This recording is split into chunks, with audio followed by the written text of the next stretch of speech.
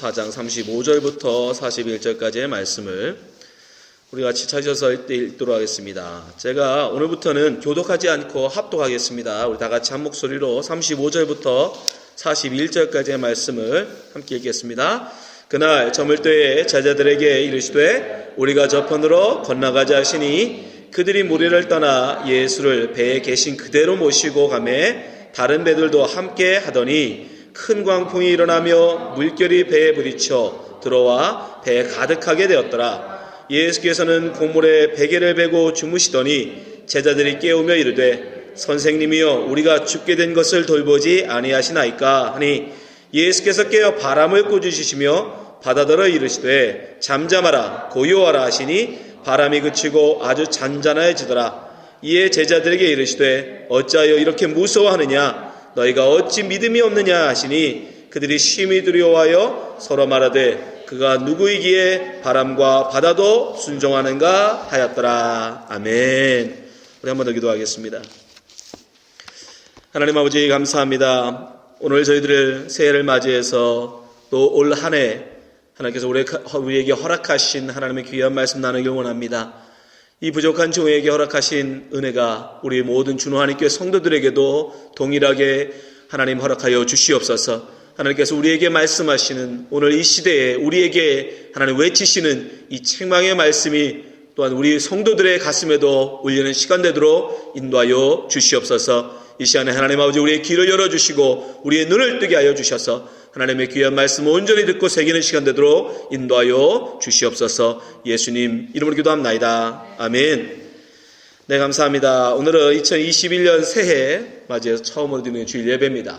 우리가 이 올해 해가 되면 하는 새해가 되면 첫 번째 주에는 우리 준호하나님교회 한 해 표어를 나누는 그런 시간을 갖고 있는데요.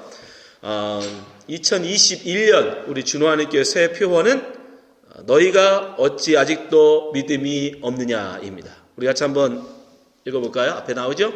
함께 읽어봅시다. 시작. 너희가 어찌 아직도 믿음이 없느냐. 너희가 어찌 아직도 믿음이 없느냐.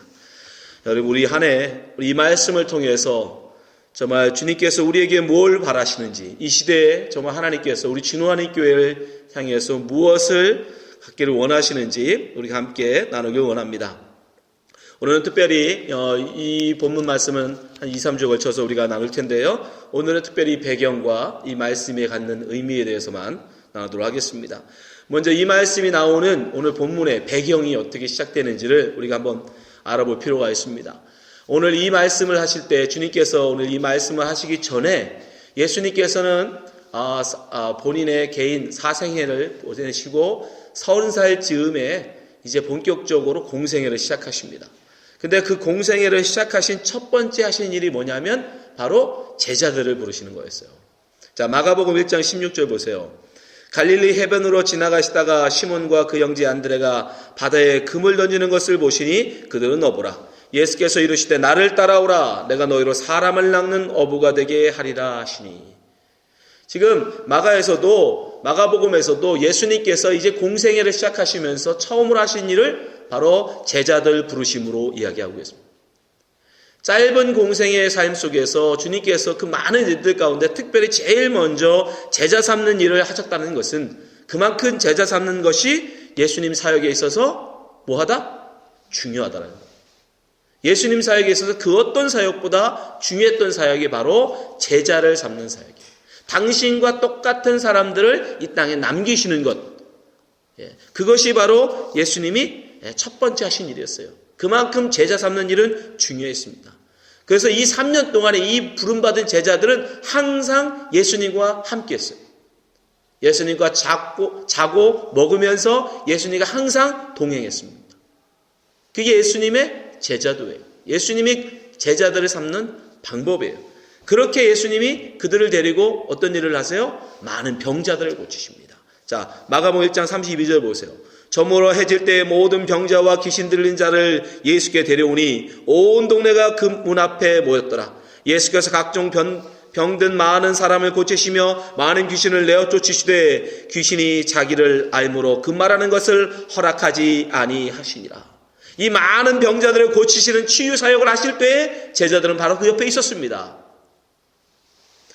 뿐만 아니라 예수님은 기적을 행하시는 능력, 병 고치는 치유의 능력뿐 아니라 또 많은 설교의 말씀을 하셨어요.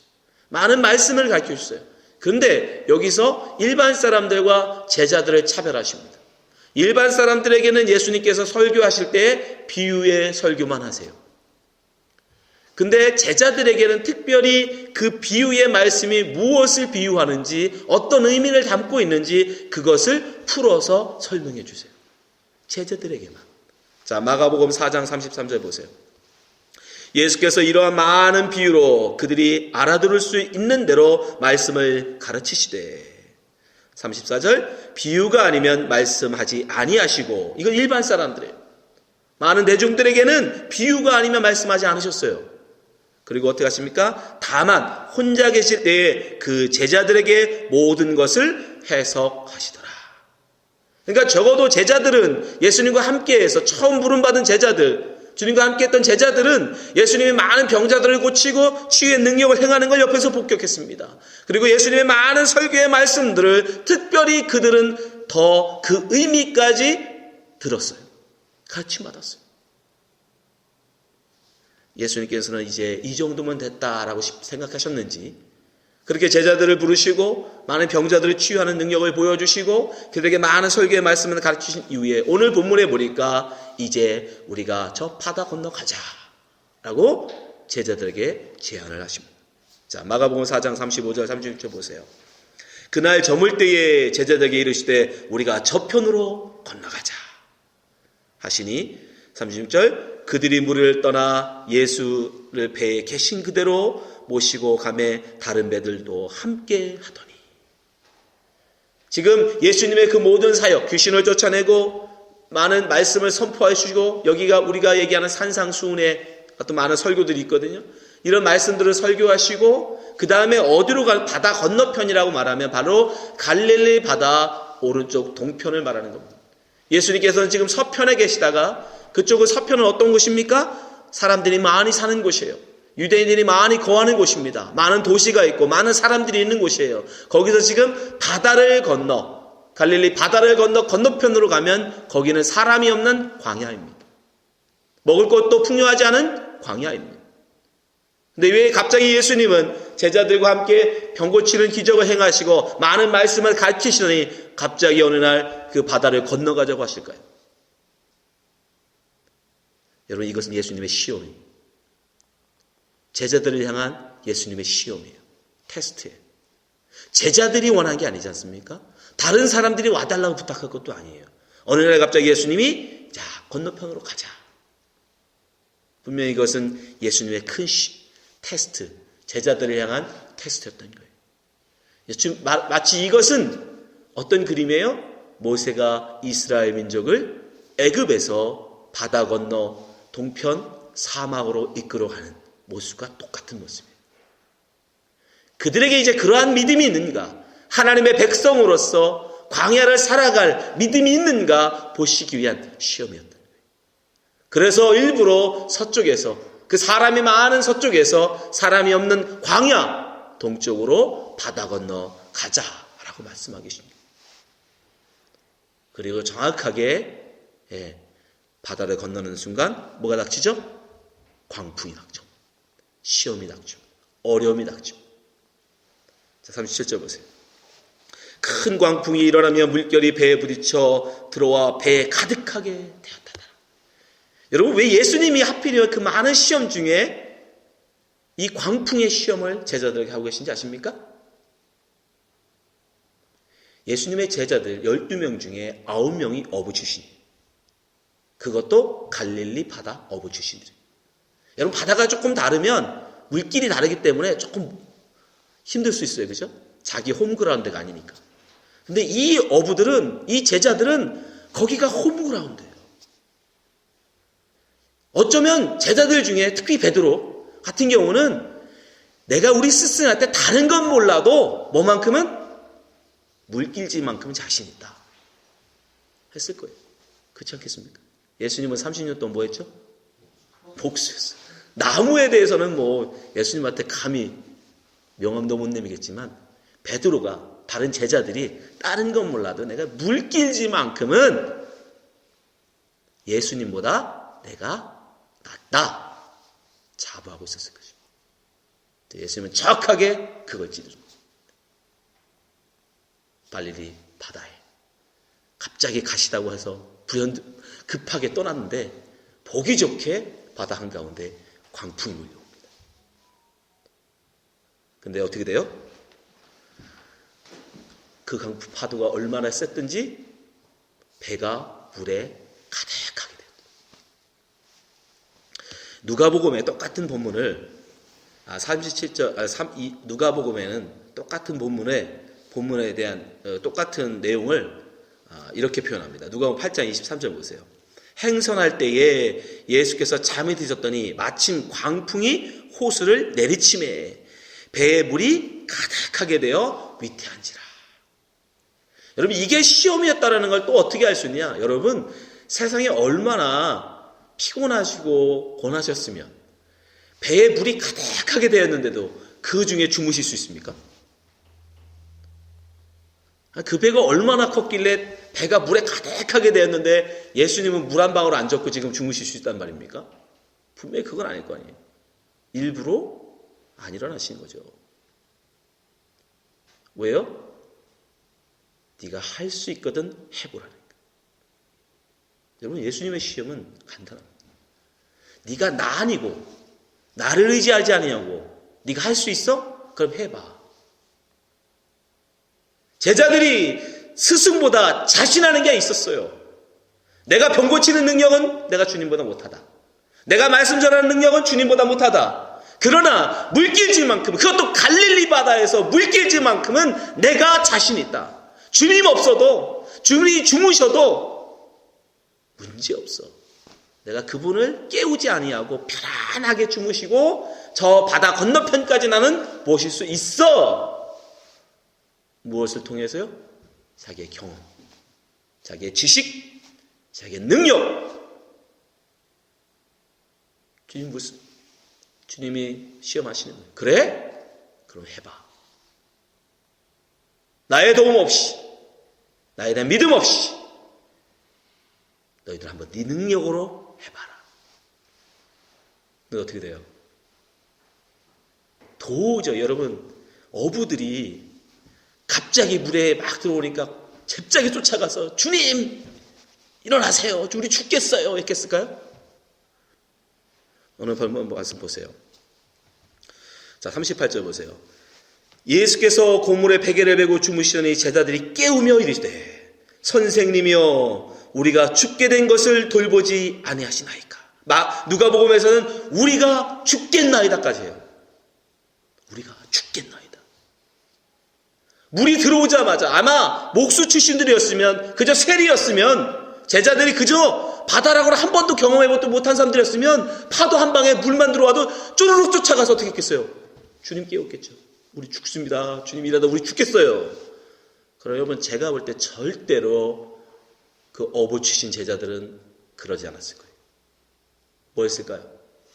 내 능력으로 내 경험상으로 이러면 돼 하고 자기의 있는 능력을 자기의 가지고 있던 모든 경험을 총동원해서 어찌하든 그 광풍에서 벗어나려고 했을 거예요. 그죠? 한 명도 아니고 9이나 되는데 온 힘을 다해서 여러분 자기 능력, 자기 힘, 자기 재주로 벗어나 보려고 했을 거예요. 근데 지금 이들이 뭐라고 얘기해요? 우리가 죽겠나이다. 그 얘기는 뭡니까? 기법. 나 못하네. 안 되는구나. 내 힘, 내 재주, 내 능력 가지고 이제 더 이상 할 수 없다. 포기 선언. 주님을 지금 깨운다는 건 어부 출신인 자기들이 목수 출신 예수님을 지금 깨운다는 건 뭐예요? 저희도 못합니다. 저희 안 되는군요. 포기하는 거예요. 그때 예수님 이제 일어나시죠. 그리고 어떻게 하십니까? 바다와 바람을 잔잔하라 명하시고 그리고 그들에게 책망의 말씀이 바로 오늘 말씀이에요. 자, 39절 40절 한번 보겠습니다. 예수께서 깨어 바람을 꾸짖으시며 바다들어 이르시되 잠잠하라 고요하라 하시니 바람이 그치고 아주 잔잔하여지더라. 40절 같이 있습니다. 시작. 이에 제자들에게 이르시되 어찌하여 이렇게 무서워하느냐 너희가 어찌 믿음이 없느냐 하시니. 우리가 이 말씀, 이 본문의 말씀을 우리가 여러 번 나누겠지만 오늘 한 가지만 이야기하겠습니다. 예수님께서 이 말씀에 가지고 있는, 이 책망에 가지고 있는 가장 중요한 포커스는 뭐냐면 어찌하여 아직도 믿음이 없느냐. 여러분 가지고 있는 성경의 오늘 본문 말씀을 한번 보세요. 그러면 어찌 믿음이 없느냐라는 말에 여러분 각주가 달려있어요. 각주 밑에 내려가서 한번 보시기 바랍니다. 여러분 성경 직접 보시면 돼요. 1번 어떤 사본에 어찌 아직도 믿음이 라고 써있어요. 무슨 말이에요? 우리 개역 성경에는 어찌 믿음이 없느냐 그러지만 거기에는 아직도 라는 부사가 더 붙어 있다는 거예요. 어떤 사본에는. 근데 제가 볼 때 이게 더 억울해요. 예수님이 지금 제자들을 책망하시는 가장 근본적인 이 책망의 의미는 뭐냐면 왜 아직도 여태도 믿음이 없느냐. 왜 그렇습니까? 그들은 주님과 함께 예수님의 놀라운 기적을 본 사람들이에요. 그죠? 한 명이 아닙니다. 이 마가복음만 봐도 수많은 사람들의 기적이 나와요. 중풍병을 고치시고 문둥병자를 고치시고 수많은 병자들, 귀신 들린 자들을 고치셨어요. 그걸 옆에서 직접 봤습니다. 얼마나 더 많은 기적을 보여줘야 돼요. 그리고 특별히 제자들은 많은 말씀, 설교의 말씀 중에서 다른 사람들은 다 비유를 할지 몰라도 제자들에게만큼은 특별히 더 그것을 어떻게 해줬어요? 설명해 주셨어요. 그 비유가 담는 의미가 뭔지. 예수님 지금 물으시는 거예요. 내가 얼마나 더 너희들에게 말씀을 전하고 얼마나 더 너희들에게 기적을 보여줘야 너희들이 믿겠느냐. 여러분 믿음이 어디에서 나옵니까? 여러분 믿음은 오직 말씀에 나옵니다. 다른 것으로 믿음이 생겨나진 않아요. 로마서 10장 17절 보세요. 그러므로 믿음은 들음에서 나며 들음은 그리스도의 말씀으로 말미암느니라. 제자들은 그 그리스도의 말씀을 그리스도의 입을 통해서 들은 사람들이에요.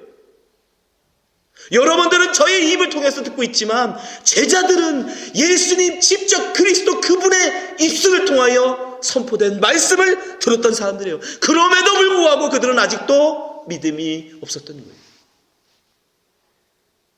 결국 여기서 듣는다는 건 무엇을 뜻하는 겁니까? 분명 들었어요. 제자들은 분명 그 자리에 있었고 제자들은 분명 예수님의 말씀을 들었습니다. 수 없는 말씀들을 들었어요. 근데 어찌하여 아직도 그들이 믿음이 없습니까? 결국 뭐예요? 듣긴 들었는데 그게 들은 게 아니었다. 결국 하나님의 말씀을 듣는다는 건 단지 우리의 귀를 가지고 듣는 게 아니었다는 거예요. 그런 거였다면 제자들이 믿음이 없으면 안 되죠. 그건 예수님이 잘못하신 거죠. 결국 그 들음이라는 건 여러분 우리가 얼마나 많은 설교에 듣는 시간들을 가졌느냐가 중요하지 않다는 거예요. 얼마나 많은 설교를 들었냐가 아니라 어떻게 들었냐예요. 어떻게. 하나님의 말씀을 듣는다는 건 어떤 의미가 아십니까? 하나님의 말씀은 단지 귀로 듣는 게 아닙니다. 하나님의 말씀은 여러분의 마음으로 듣는 거예요. 내가 하나님 말씀을 받았다. 내가 하나님 말씀을 들었다. 바울은 뭐라고 얘기냐면 우리의 마음에 말씀이 새겨질 때 신비, 우리의 마음의 비에 마음의 이 돌에 말씀이 새겨질 때 그것이 하나님 말씀을 들은 것이다 라고 얘기해요. 고린도후서 3장 2절 보세요.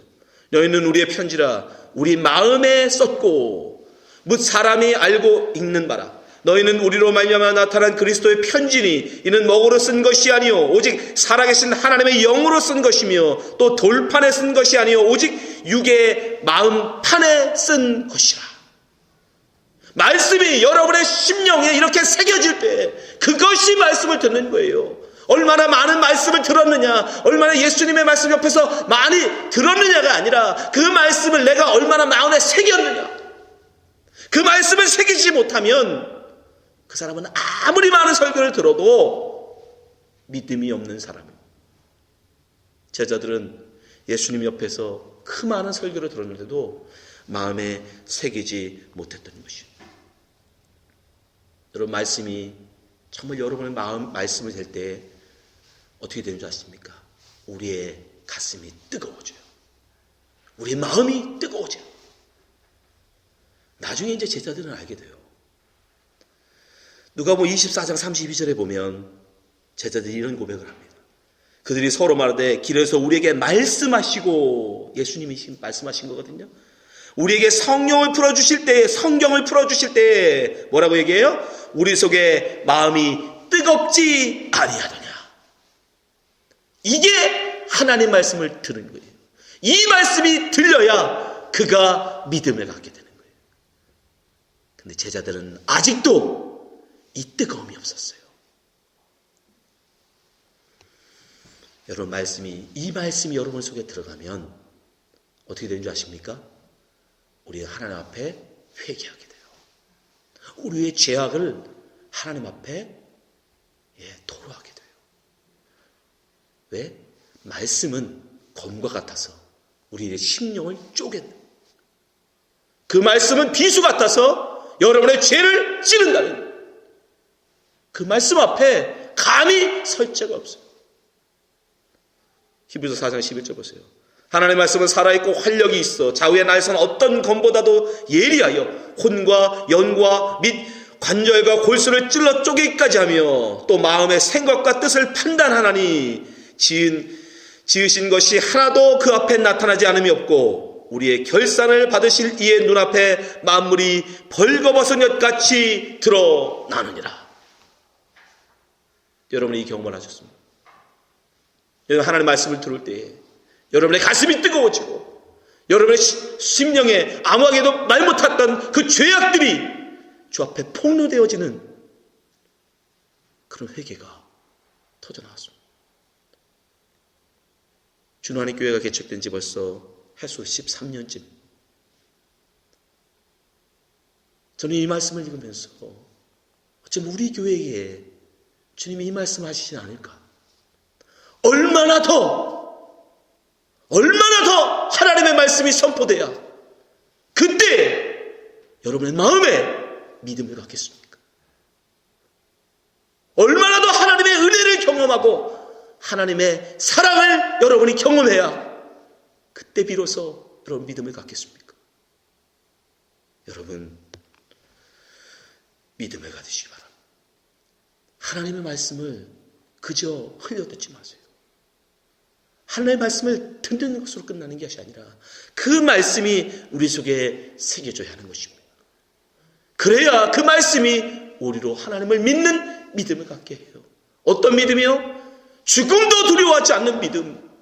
거센 풍랑이 닥쳐온다 할지라도, 사망의 먹구름이 내게 몰려온다 할지라도, 그 어떤 병마가 내게 덮친다 할지라도, 죽음아 사망아 내가 너를 두려워하지 아니하노라. 만군의 주 되신 예수님께서 생명의 참 주인 되신 주님이 나와 함께 하실진데, 그분이 내 배에 함께 하신데, 내 옆에 함께 하시는데 내가 무엇을 두려워하랴. 그 믿음의 고백으로 우리는 당당히 살아갈 수 있다는 것입니다. 고린도서 15장 55절 보세요. 사망아 너의 승리가 어디 있냐? 사망아 내 쏘는 것이 어디 있느냐? 사망이 쏘는 것은 죄요 죄에 건너온 율법이라. 우리 주 예수 그리스도로 말미암아 우리에게 승리를 주신 하나님께 감사하노니, 그러므로 내 사랑하는 형제들아 견실하며 흔들리지 말며 항상 주의 일에 더욱 힘쓰는 자들이 되라. 이는 너희 수고가 주 안에서 헛되지 않을 줄 알미라. 여러분 믿음이 있으십니까? 여러분 거센 풍랑 앞에서 이제 배가 곧 잠겨버릴 것 같은 그런 위기 앞에서, 죽음의 위험 앞에서 당당히 이런 고백할 수 있습니까? 주님이 나와 함께 하실진데 내가 무엇을 두려워하리까? 올 한 해 우리 준호하는 교회가 정말 이 말씀 붙들길 원합니다. 너희가 어찌 아직도 믿음이 없느냐. 우리 준호하는 교회 모든 성도들은 주님이 책망하실 때 주님 저에게 주를 믿나이다 고백할 수 있는, 사망의 엄침한 골짜기라도 주님이 함께 하시면 내가 기꺼이 주님과 함께 걸어가겠나이다 라는 믿음의 고백을 할 수 있는 우리 준호하는 교회 성도 되시길 바랍니다. 아멘. 기도하겠습니다. 아버지 하나님, 우리 준호하는 교회를 세우시고 벌써 13년째를 맞이합니다. 그런 우리에게 하나님께서 과연 이 시대에 우리에게 무엇을 말씀하실지 참으로 두렵고 떨립니다. 혹 우리에게 너희가 아직도 믿음이 없느냐 물으실 때 우리가 그 앞에 제자들처럼 그저 부끄럽게 엎드리는 자 되지 않도록 인도하여 주시옵소서. 거센 풍랑 앞에, 죽음 앞에 두려워 떠는 그런 자 되지 않게 하여 주시옵소서.